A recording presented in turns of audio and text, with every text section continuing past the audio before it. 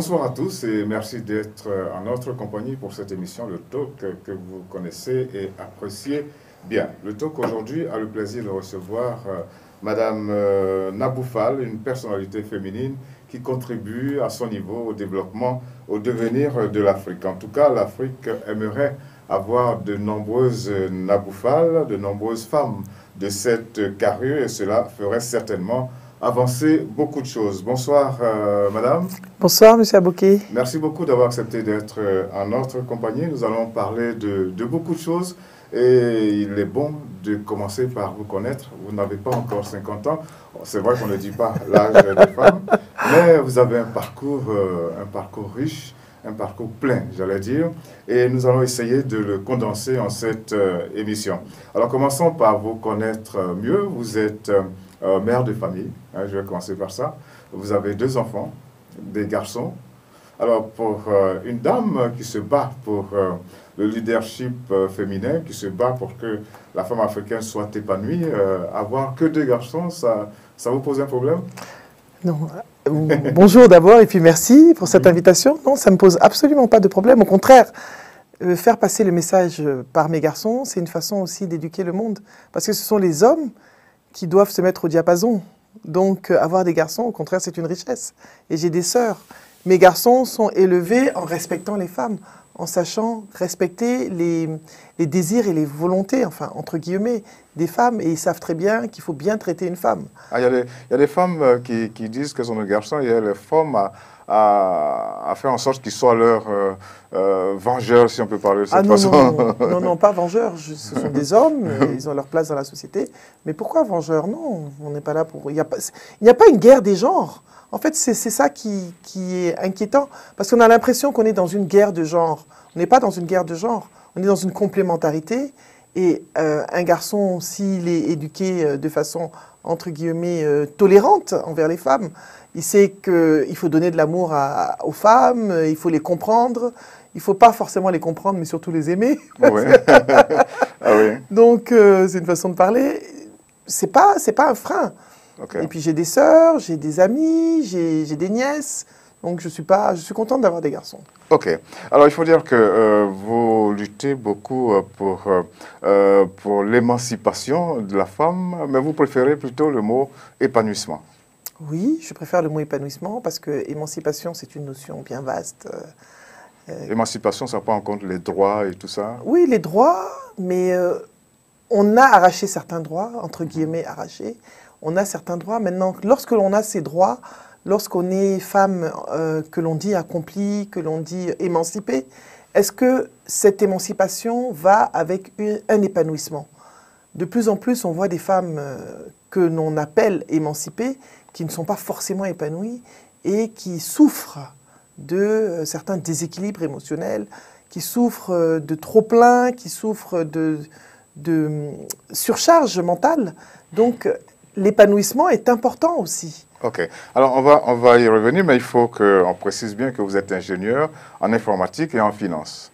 Oui, je suis ingénieur en informatique et j'ai un 3e cycle, un master en finance. Ok. Il faut dire aussi encore que vous avez la nationalité sénégalaise, mais vous n'en faites pas une affaire particulière parce que vous êtes, j'allais dire, multiculturel. Vous avez fait de nombreux pays et vous sillonnez justement l'Afrique dans tous les sens.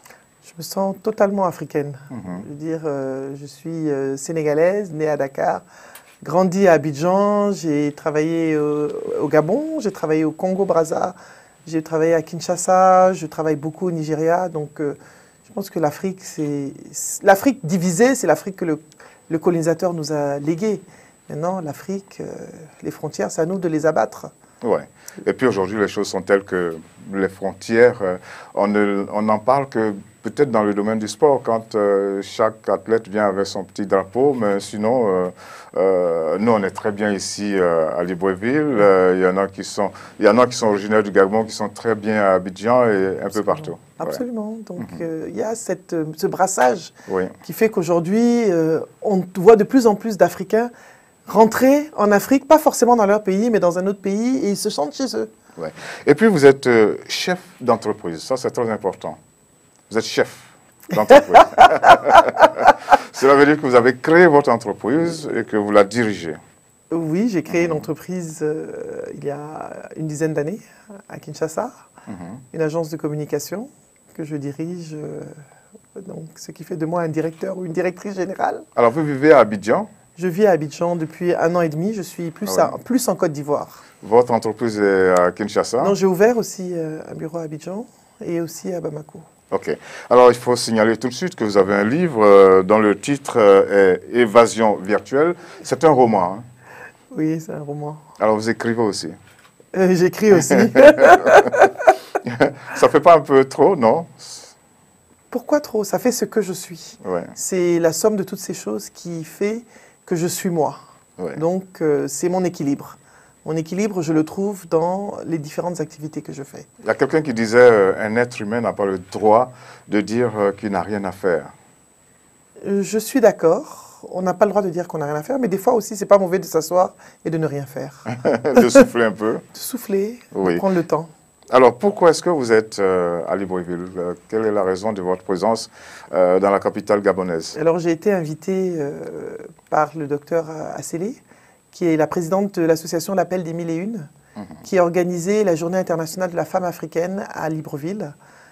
C'est une manifestation qui existe, c'est un jour qui existe depuis, il me semble, 1963, mais qui n'est pas très connu. Ouais. C'est la date du 31 juillet. 31 juillet, exactement, on commémore la femme africaine, et c'est le jour où on essaie de voir où est-ce que nous en sommes, et au niveau de nos droits, de notre situation, et comment on peut faire pour aller plus loin, et motiver les autres pour aussi s'élever. Alors, il faut donc que l'on retienne bien cette date, que les femmes retiennent bien cette date, mais aussi tous les êtres humains, j'allais dire, le 31 juillet est consacré à la femme africaine.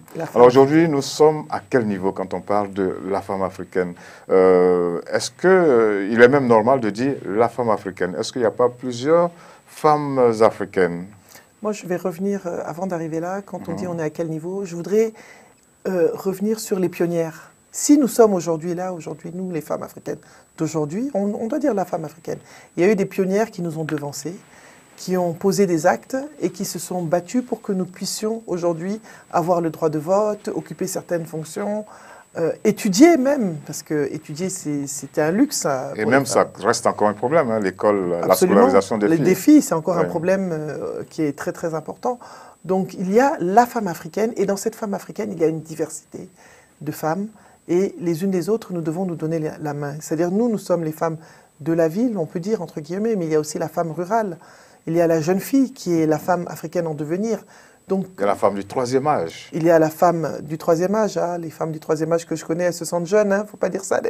Oui, mais on a vu aussi que certaines femmes du troisième âge se retrouvaient dans des conditions difficiles. Très difficiles. Oui, notamment les veuves. Les veuves, être veuve, c'est un vrai, surtout avec toute la dimension traditionnelle ou pseudo-traditionnelle qui attribue des fonctions un peu de malheur aux veuves, qui les dépouillent et qui les... Donc il y a tous ces combats qu'on ne peut pas embrasser en une fois, mais le fait de se retrouver, ça nous permet de discuter des différentes situations et de trouver des pistes de solutions. Et surtout, c'est un enseignement. Cette conférence était plus un enseignement pour moi. Un échange d'expérience. Échange d'expérience, et puis formation, et puis voir, on a rencontré des femmes gabonaises qui ont fait des choses extraordinaires, que ce soit en politique, que ce soit dans les affaires.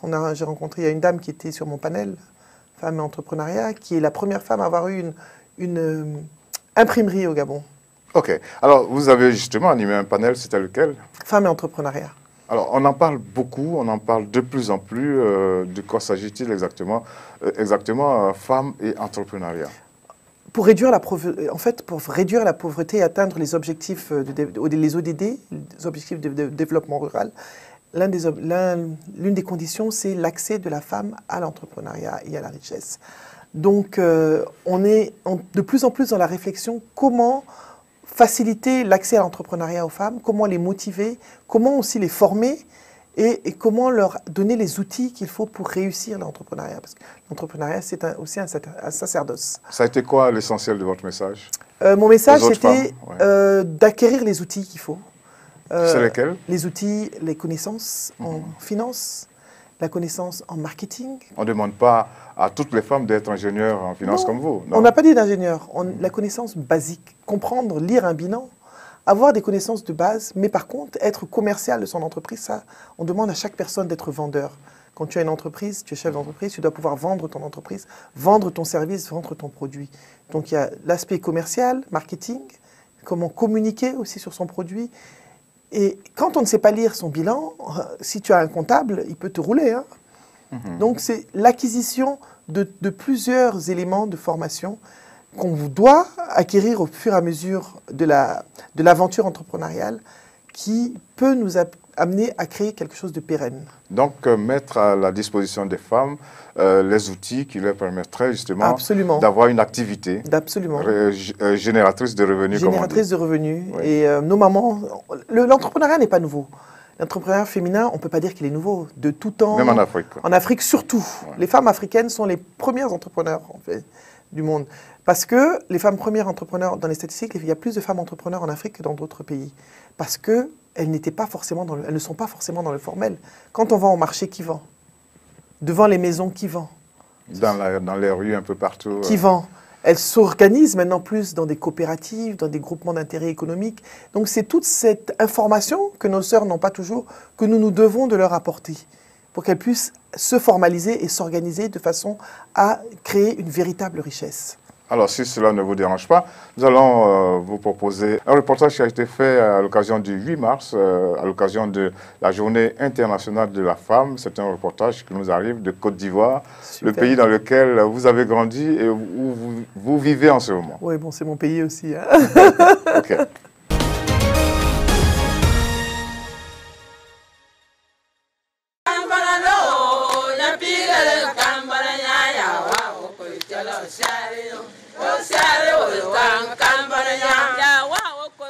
Shigata est un regroupement de 135 femmes qui, individuellement, savent produire le beurre de karité. Toutes partagent la même conviction. Le karité, moyen d'autonomisation de la femme, est facteur de réduction de la pauvreté. Shigata produit chaque jour une tonne de beurre de karité conditionné sur place pour la commercialisation. Le malaxaï, là, ça nous fatigue. Si tu t'accroupis, tu peux faire 2 heures de temps avant que la couleur se change. Nous, on voulait faire appel à l'État de nous voir si on pouvait avoir des machines pour remplacer le malaxaï. Il faudrait qu'on mette en place une bonne politique pour pouvoir aider ces braves dames à valoriser notre beurre. Si on peut aller de-là même de la sous-région, ça sera très très intéressant pour le pays. Des freins et des obstacles encore à lever. Malgré le soutien aux femmes de Shigata, des partenaires au développement comme la FAO, le PNUD et ONU Femmes. C'est d'abord l'outil de production qui n'est pas en cohérence avec l'ambition et le rêve des femmes de Shigata. Ensuite, la coopérative elle-même, mal structurée et dont l'organisation ne laisse entrevoir aucune vision. Enfin, l'absence d'une stratégie de commercialisation. Toute chose qui retarde la labellisation du karité produit à Korogo, pourtant de qualité. On vend sur le grand marché de Korogo.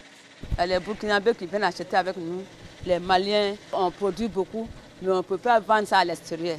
Donc si nous sommes certifiés, on peut vendre notre beurre à l'extérieur. Le karité, une spéculation importante dans la région de Korogo que l'on tient dans les milieux traditionnels pour nourriture des génies. En cela que l'on ne trouvera nulle part un champ de karité. Pour autant, le secteur du karité, depuis le ramassage des noix en brousse jusqu'à la transformation en beurre, est un créneau porteur. Reste maintenant à relever le défi de la transformation qui passe nécessairement par la modernisation de l'outil de production.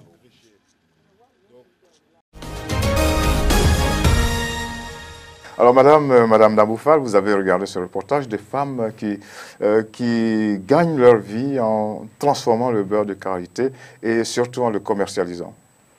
C'est de l'entrepreneuriat. Absolument, c'est de l'entrepreneuriat, mais c'est plus que de l'entrepreneuriat. Parce qu'elle recueille les noix de karité, elle les transforme et elle les distribue. Donc, il y a une valeur ajoutée au produit de base. La transformation, et c'est là où la richesse, la création de richesse se passe au niveau de la transformation et de la distribution. Et c'est ce que vous attendez des femmes? C'est une des choses que nous attendons des femmes. Mais nous devons leur donner les outils pour mieux le faire. OK. Alors, on revient à la rencontre de Libreville. Il y avait d'autres panels. Hein. C'était lesquels? Il y avait femmes et tradition et femmes et politique. Alors, je crois que vous avez été particulièrement marqué par ce panel-là, Femmes et Traditions. L'une des raisons qui m'a motivée à venir, c'est la première fois qu'on m'invite à un événement. Il y a énormément d'événements en Afrique sur la femme, les conférences, mais on ne parle jamais de femmes et de traditions. Alors que l'essence même de la femme africaine, de l'Africain, c'est la tradition. Nous avons été colonisés, mais avant d'être colonisés, nous étions des personnes, nous avions des acquis culturels, nous avions des acquis traditionnels. Donc ce panel a été très édifiant pour moi. J'ai appris énormément de choses.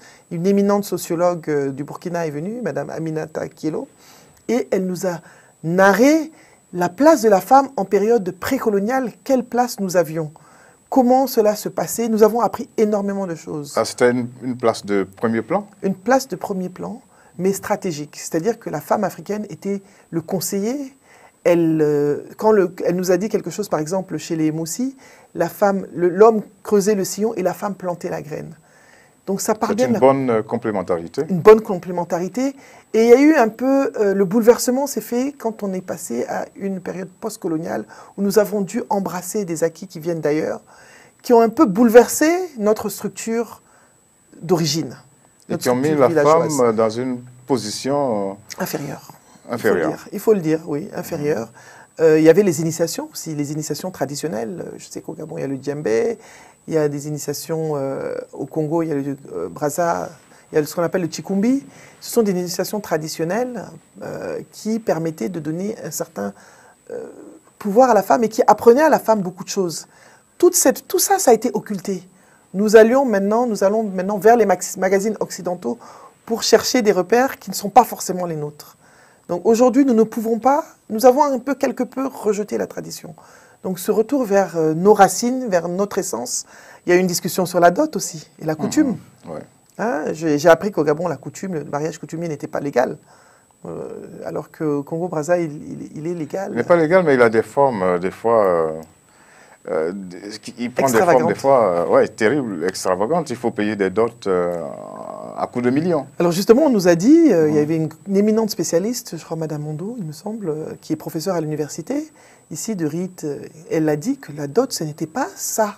Ce qu'on a fait de la dot aujourd'hui, ce n'est pas ça. Donc moi, personnellement, j'ai appris beaucoup de choses lors de ce panel et c'était mon panel coup de cœur.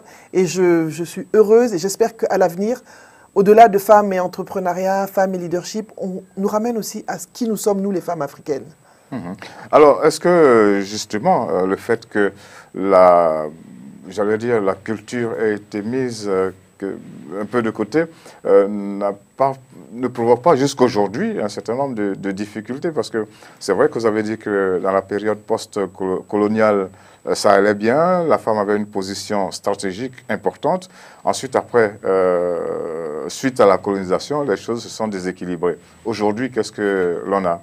Il y a eu un shift, en fait, qui s'est fait à cette période-là. Mais bon, comme je dis, c'était bien. Il y a aussi des traditions qui sont néfastes. Hein. On ne va pas revenir sur l'excision, tout ça. C'est pas des bonnes... Pour moi, ce ne sont pas des traditions, ce sont des traditions de cruauté et qui font mal à la femme. Des traditions douloureuses, tout comme le mariage forcé. Je ne suis pas du tout pour ces traditions, mais nous devons trouver le bon équilibre. Comme vous l'avez dit, qu'est-ce qui fait qu'aujourd'hui, nous pouvons être un peu perturbés dans la mesure où on a embrassé quelque chose qui ne nous ressemblait pas.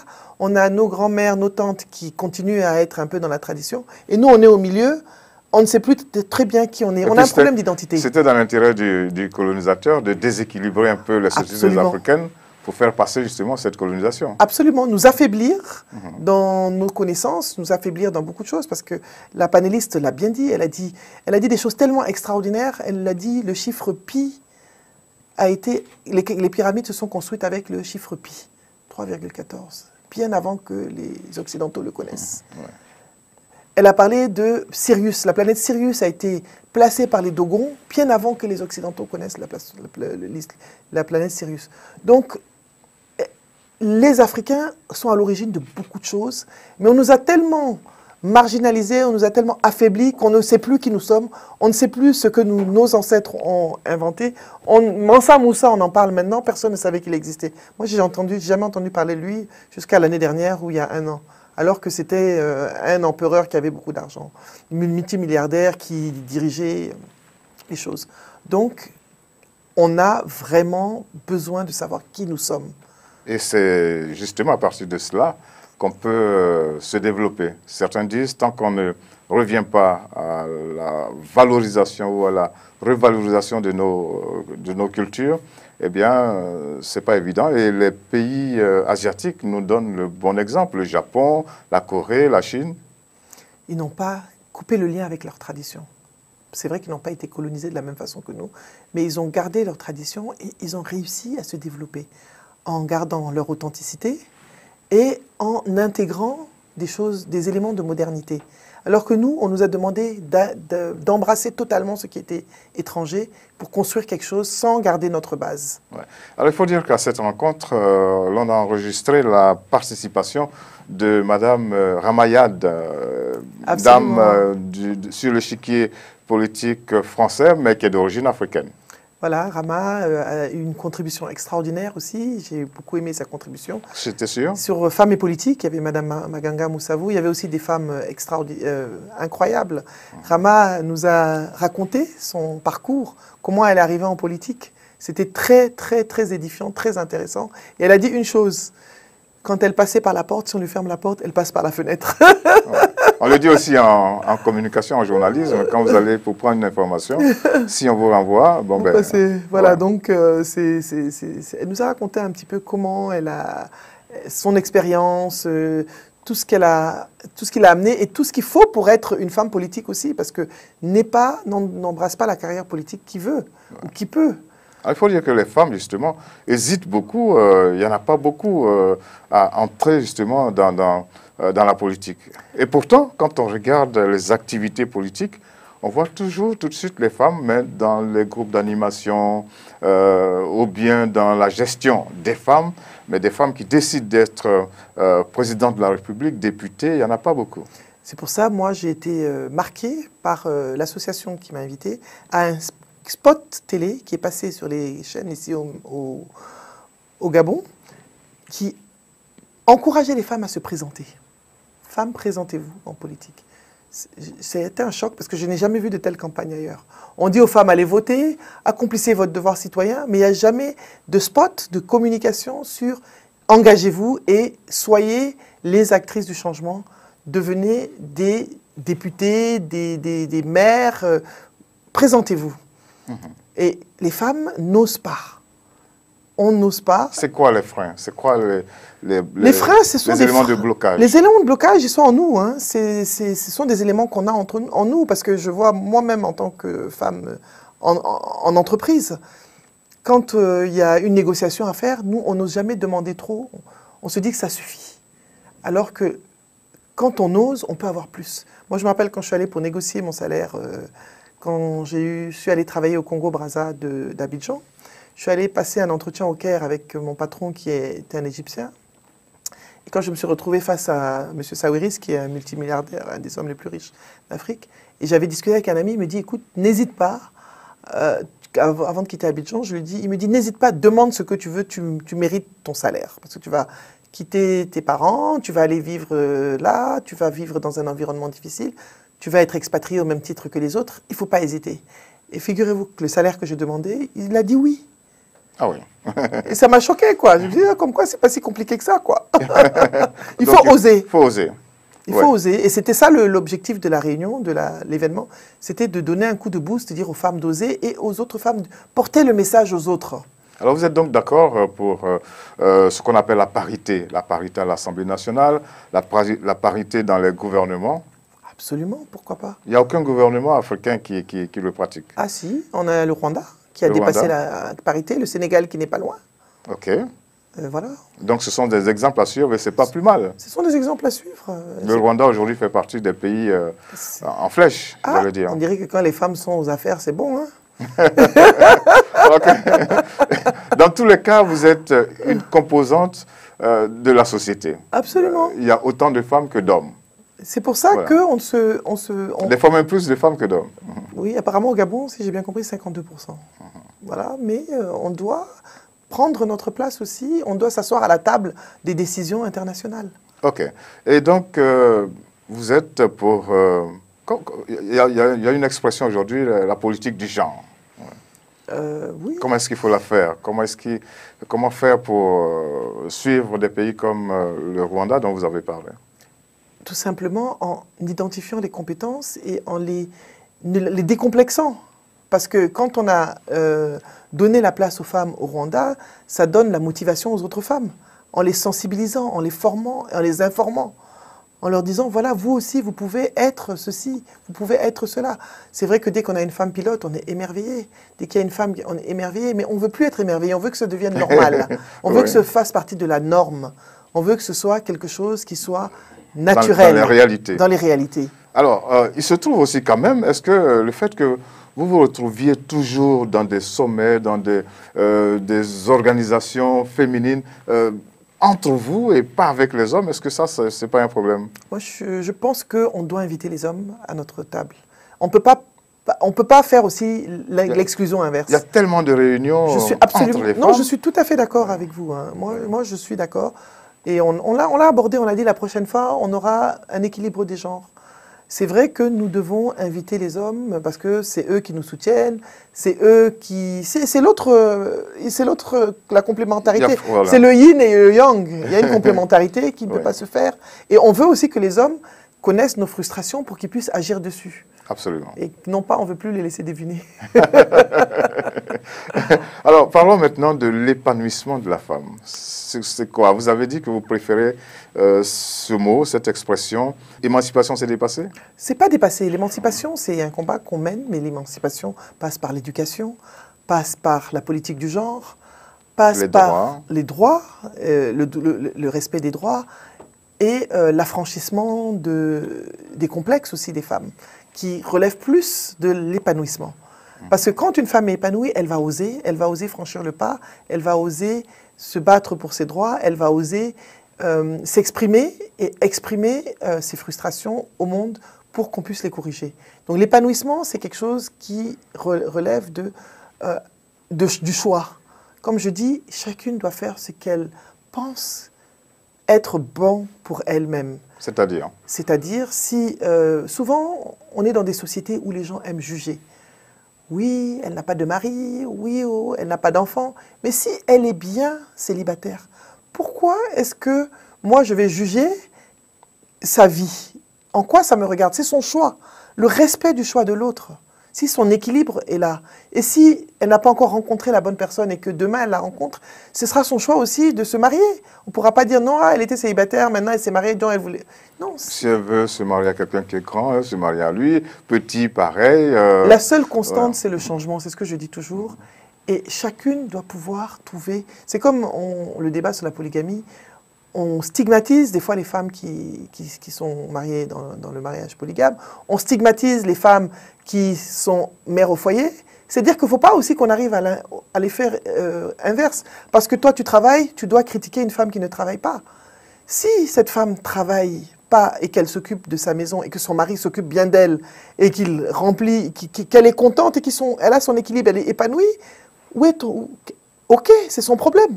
Alors, est-ce que cette notion d'épanouissement ne touche que la femme?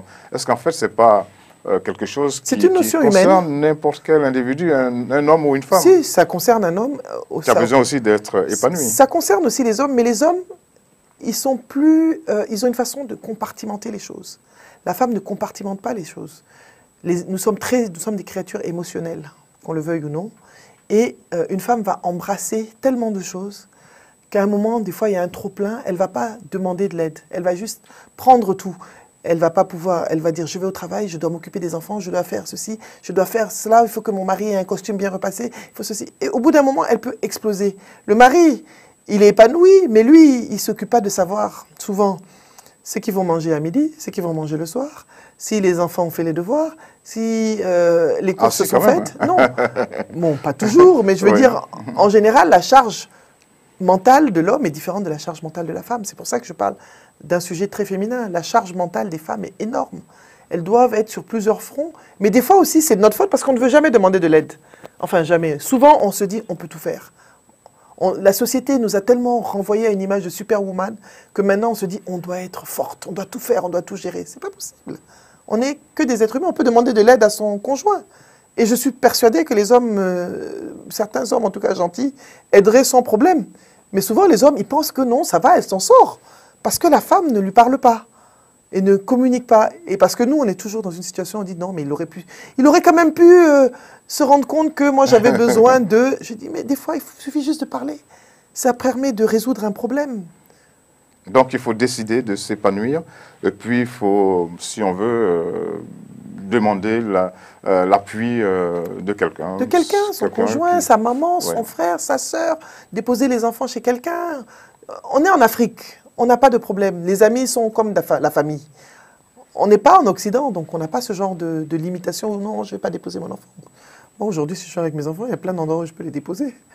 Alors, il y a une situation qui fait aussi un peu, qui fait qu'on se pose un certain nombre de questions. Souvent, les organisations féminines, eh bien, il y a des colloques, il y a des sommets, il y a des rencontres de tout genre. Il y en a un peu partout dans toutes les grandes capitales africaines. Ce sont les dames, j'allais dire, presque épanouies, qui se retrouvent, qui parlent de leadership féminin, qui parlent de, comme vous le dites, d'épanouissement, etc.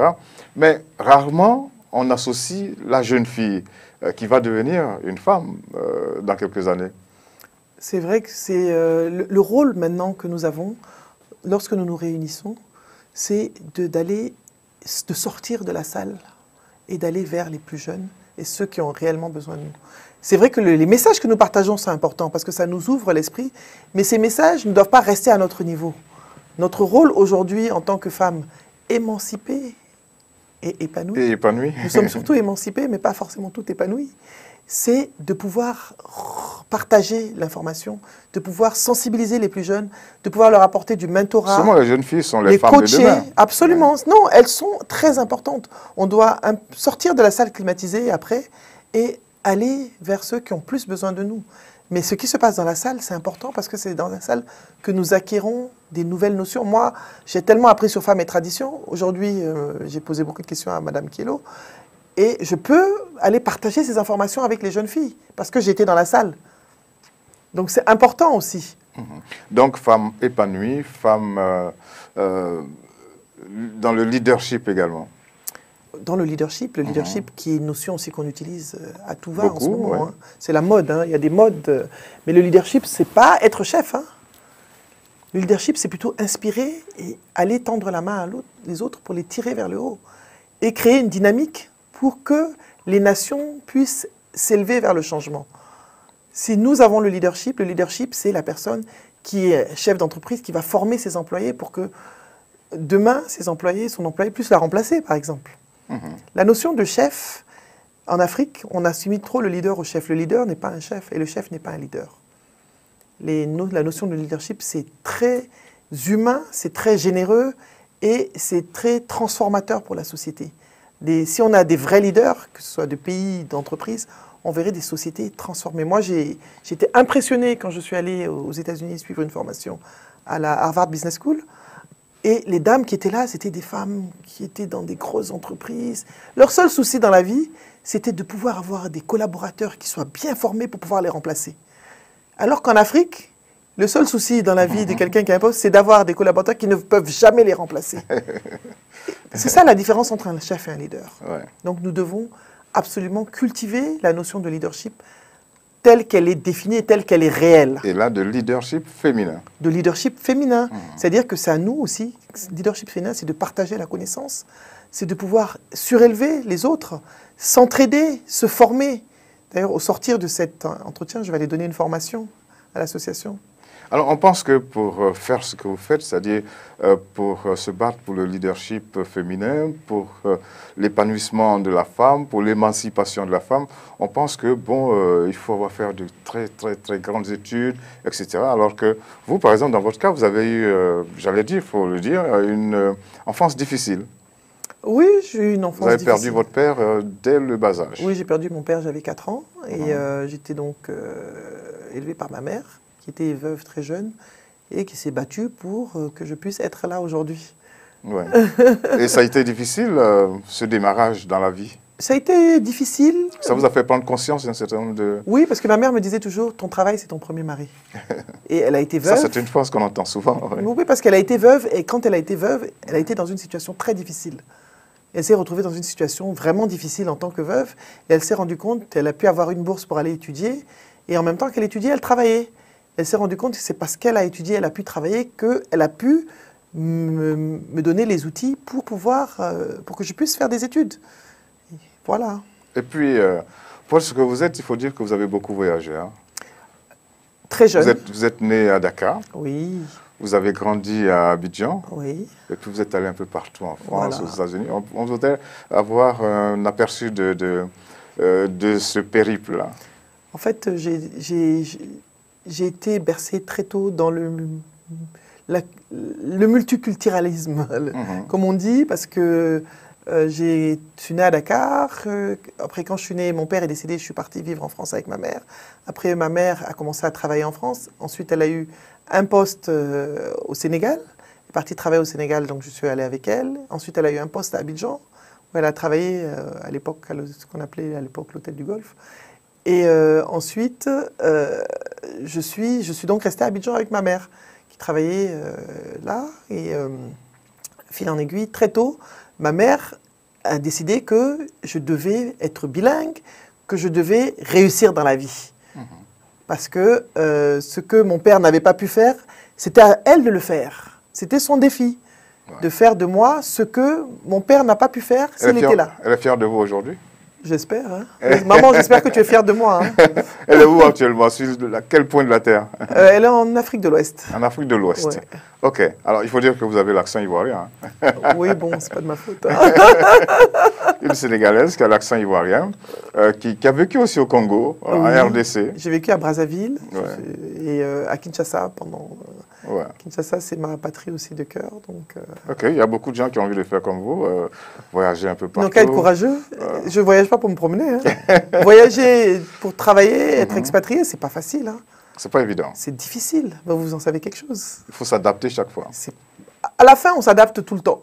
On devient un facteur d'adaptation. Et ça devient plus difficile de s'acclimater même chez soi. Alors, il faut dire que c'est les complications que vous avez eues dès votre bas âge qui vous ont amené à avoir envie d'écrire. Oui, comme j'étais une enfant très souvent à l'hôpital, très souvent malade, et puis j'étais enfant unique jusqu'à l'âge de 11 ans, donc je n'avais pas de frères et sœurs, c'est vrai que j'avais des cousins, des cousines, donc je vivais un peu en vase clos. Je lisais énormément, je trouvais refuge dans la lecture, et j'ai commencé à écrire ce que je ressentais, les choses que je ressentais, parce qu'un orphelin, c'est toujours une douleur. Il y a des gens qui l'expriment par la violence, on voit beaucoup de choses. Il y a des gens qui s'auto-étouffent. Qui s'auto-étouffent, qui s'auto-mutilent. Enfin, chacun a sa façon de réagir. Moi, spontanément, c'est l'écriture qui est venue. Une sorte d'exutoire. C'est un exutoire, absolument. Ouais. Et qu'est-ce que vous avez écrit et pourquoi? C'est maintenant seulement, puisque votre livre est sorti il n'y a même pas un an, pourquoi c'est maintenant seulement que vous vous faites publier? Le premier livre que j'ai écrit, j'avais 20 ans. 27, il y a 20 ans, pardon. Ensuite, avant ça, j'avais écrit aussi un recueil de poèmes dont je ne vous ai pas parlé, qui s'appelle Révolte, parce que vous m'avez... Vous étiez révolté? Je suis révolutionnaire. Révolutionnaire il y a une différence entre modéré. Oui, il y a une grande différence, parce que les révoltés peuvent être agressifs. Une révolutionnaire, c'est une révoltée modérée. Une révoltée organisée. Alors, vous avez sorti enfin ce livre. Ceux qui vous connaissent ont dû dire enfin. Oui, parce qu'en fait, j'ai commencé à l'écrire en 2009 sur mon site internet. Mais mon premier roman va sortir en fin d'année. Donc ça, c'est pas le deuxième. C'est le deuxième. Mais c'est celui-là qui a été publié en premier. Oui, j'ai préféré. Je n'étais pas prête pour l'autre. Alors, Évasion virtuelle, signé Naboufal. De quoi s'agit-il là-dedans? C'est un titre qui fait très actuel, qui fait même numérique. Évasion virtuelle. Je pense que vous avez tout de suite saisi l'histoire d'une façon détournée. Virtuelle, numérique, c'est l'histoire d'une femme qui retrouve quelqu'un de son passé à travers les réseaux sociaux. Donc elle retrouve son premier amour, on peut dire, à travers les réseaux sociaux. Et de là va se nouer des retrouvailles qui vont l'amener à se poser des questions sur sa vie actuelle. Alors s'agit-il d'une histoire virtuelle ou d'une histoire autobiographique? C'est une histoire totalement virtuelle. Qui n'a rien à voir avec vous? Donc qui n'a rien à voir avec moi. Sûr? Oui, sûr. J'ai rencontré personne sur les réseaux sociaux. sûr, oui. Mais c'est une histoire qui est actuelle. Il y a des jeunes amis qui ont dit qu'ils ont rencontré leur femme sur les réseaux sociaux. Ok, et c'est un roman. Pourquoi avoir choisi le roman? Le roman, c'est un Le genre, c'est bon, c'est pas forcément le genre le plus facile, mais quand même, l'écriture est aisée quand on choisit d'écrire un roman. Oui, je crois que le roman, c'est beaucoup plus facile à écrire. La nouvelle est plus difficile que le roman, quand même. Et les histoires accrochent plus. Alors, j'allais dire, sur 300, combien de pages? 436 pages. 432 pages. 436. 36. Ah oui, donc c'est une histoire costaud. Oui. C'est une grande histoire. C'est une histoire. Donner envie à notre public d'acquérir ce roman. Le roman, c'est la trame, la romance est un prétexte à un parcours initiatique. C'est l'histoire d'une femme qui va se découvrir. Fanny, l'héroïne principale, c'est une femme qui est frustrée dans son ménage et qui va essayer de se redécouvrir, de se recréer et de se réinventer après avoir été bouleversée par les retrouvailles. Parce que les retrouvailles, ça choque. Est-ce que je ne suis pas qui j'étais avant, qui je suis maintenant et qui j'ai envie de devenir? Et dans ce roman, elle va se réaliser, elle va avancer pour devenir elle-même. J'ai récemment mon banquier qui est à Abidjan qui m'a appelé pour me dire, un homme, que mon roman l'a inspiré. Dans quoi? Ça l'inspire les gens à prendre le pas, à se réaliser, à devenir eux-mêmes, à se révéler, à prendre le pas qu'il faut prendre. Donc, ce n'est pas seulement une affaire de femmes. Ah non, c'est une affaire, c'est une histoire universelle. Ah d'accord. Une histoire humaine qui se passe d'ailleurs à Libreville. Hein. Ah oui? Je ne sais pas si vous voyez les masques, c'est un masque fan et un masque batéké en couverture. Ok, alors il faut dire que les Fans et les Batéké, ce sont des ethnies du Gabon. Absolument, oui, tout à fait, ce sont deux ethnies du Gabon et voilà. Et pourquoi avoir choisi cela, cette couverture? Parce que le dilemme de la femme se passe entre deux personnes, dont l'un est Fan, l'autre est Batéké. Ah, voilà. Donc les problèmes des fois interethniques. Non, non, c'est pas du tout interethnique, c'était juste une façon d'illustrer l'image. Ah oui, d'accord. Il n'y a pas vraiment de problème interethnique, c'est plus un problème de choix de femme. Ok. Ok, et quand on sort de la lecture de ce roman, comment est-ce qu'on devient? Vous avez dit tout à l'heure que votre banquier... Il m'a dit que ça l'a inspiré. Votre collègue aussi m'a dit que ça lui a fait du bien. Et je n'ai que des témoignages de personnes qui me disent que ça leur fait du bien. Alors vous avez écrit pour que ça fasse du bien? Moi, ça m'a fait du bien d'écrire. Oui. Ça m'a fait du bien. Et je pense que le bien que ça m'a fait rejaillit sur les gens qui le lisent. Ils le ressentent de la même façon. J'ai donné et apparemment, ils semblent recevoir. Ok. Alors ce livre, il est paru à Abidjan, mais c'est à Ouagadougou que vous avez fait la dédicace. Voilà, j'ai fait la dédicace officielle à Ouaga, une dédicace officielle à Ouaga. À Abidjan, on a fait des dédicaces dans les librairies. Et l'accueil au Burkina a été fantastique. Ah oui? Ah oui, à Ouaga, on a eu vraiment un très bel accueil. C'est-à-dire qu'à Abidjan... Ah non, à Abidjan, c'était extra. C'était juste une question de timing, de temps. Comme je suis très mobile, et j'ai eu l'invitation à Ouaga, je suis parti et on a organisé ça rapidement, quoi. Sinon, Abidjan me sollicite pour le faire, c'est moi qui repousse. Bamako aussi me sollicite. Dakar, Abidjan et Bamako me sollicitent. Même Conakry, là, au mois d'octobre, normalement. Ok. Alors, vous avez certainement dû participer au SILA. Oui. Le 10e SILA. Voilà, au mois de mai. Tout à fait, j'étais au SILA. C'était une très belle expérience. Comment est-ce que le public a réagi par rapport à cet ouvrage? En tout cas, j'ai vendu tous mes livres. Tous les livres qui étaient sur ma petite table. Ah oui. Ça s'est très bien passé. Et puis, ce que j'ai aimé, au-delà de la vente de livres, j'ai pu connecter avec des jeunes, des étudiants, des élèves qui m'ont demandé si je pouvais venir dans leur classe, les rencontrer. Donc, je trouve c'était un bel espace d'échange et surtout avec d'autres écrivains. J'ai découvert d'autres écrivains africains et ivoiriens avec qui j'ai échangé et dont j'ai acquis les œuvres. D'ailleurs, j'ai voyagé avec le livre d'une amie écrivain. Donc, c'était vraiment... C'est un bel espace d'échange. Ok. Alors, vous êtes d'accord qu'on dise auteur avec eux à la fin et écrivaine aujourd'hui? Absolument. Je n'ai aucun problème avec ça. Ok, mais tout à l'heure, vous avez dit une amie écrivain. Je me suis trompé. C'est les mauvaises habitudes du machisme inculqué depuis l'enfance. Ok, d'accord. Question classique, à quand le prochain? Le prochain, il est là. Le prochain qui va être le premier. Le prochain qui est le premier, si tout va bien, d'ici la fin de l'année. Et pourquoi cette inversion de position? Pourquoi pas? Non, mais comme je l'ai dit, le premier, je l'ai écrit, j'étais peut-être pas prête à affronter le regard des gens. C'est-à-dire?